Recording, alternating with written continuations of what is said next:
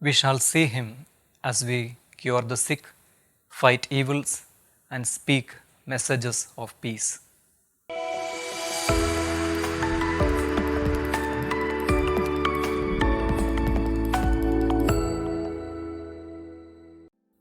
Think of a night when we were sick, perhaps a night we struggled with pain.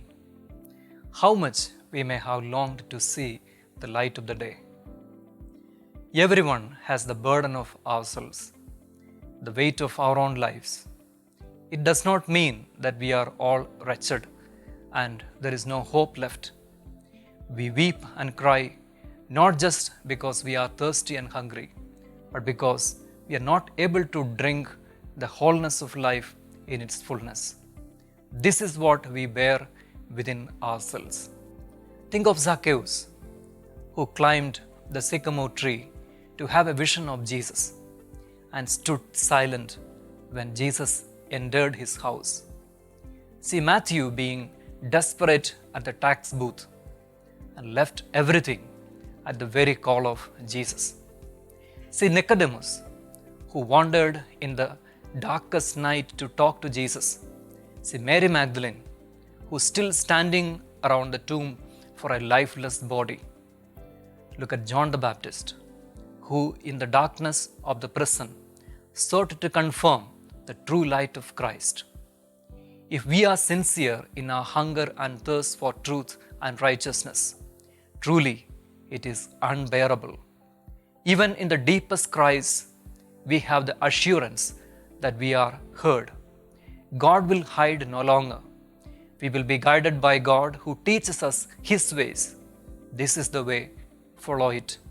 As we hear His voice in response to our cries, as we hear His voice even within our cries, we are also given a word to sustain the weary.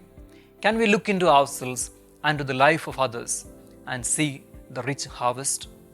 God's eyes see the harvest even before sowing, a harvest full of corn.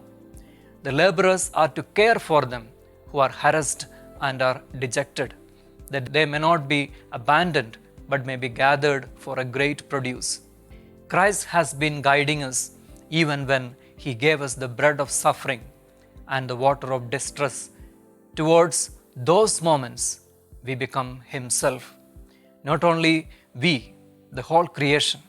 The end moment is not about finishing, but about Christ being born in us through constant guidance given for our inmost cries and longing. The whole purpose and model of our becoming is the Messiah we wait for. Where is He?